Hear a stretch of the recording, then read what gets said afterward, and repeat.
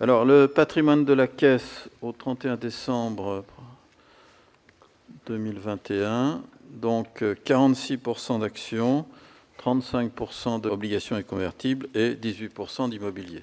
Performance financière, donc sur un an, sur le portefeuille immobilier, nous avons plus 12%, ce qui est une performance assez exceptionnelle pour une des performances les plus élevées de ces dernières années.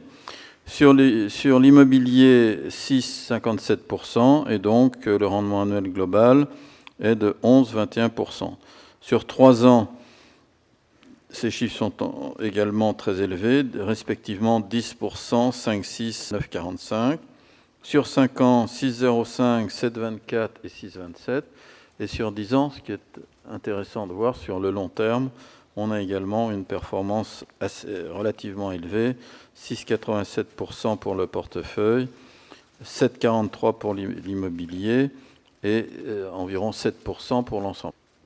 Donc la répartition du portefeuille uniquement sur les valeurs mobilières, 57% actions, 30% obligations et 13% obligations convertibles, donc pour un total de 6,5 milliards d'euros global. Donc la forte proportion d'actions, effectivement, traduit une gestion de long terme, effectivement, qui pousse la performance sur les longs termes.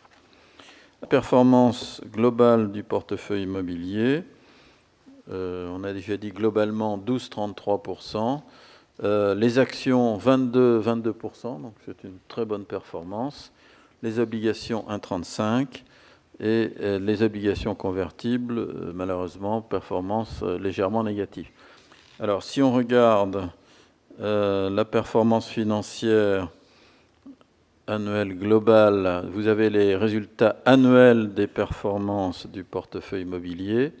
Donc, vous avez effectivement beaucoup d'années positives avec quelques années négatives. Malheureusement, c'est un petit peu le principe des marchés, donc une performance très, très négative en 2008 et ensuite 2011 et 2018 qui ont été négatifs. Donc performance comparée à l'inflation, on voit que les performances sur très long terme sont très supérieures à l'inflation, en général de plus de 3% au-delà de l'inflation, et c'est ces résultats financiers que nous utilisons pour nos projections à long terme. Merci.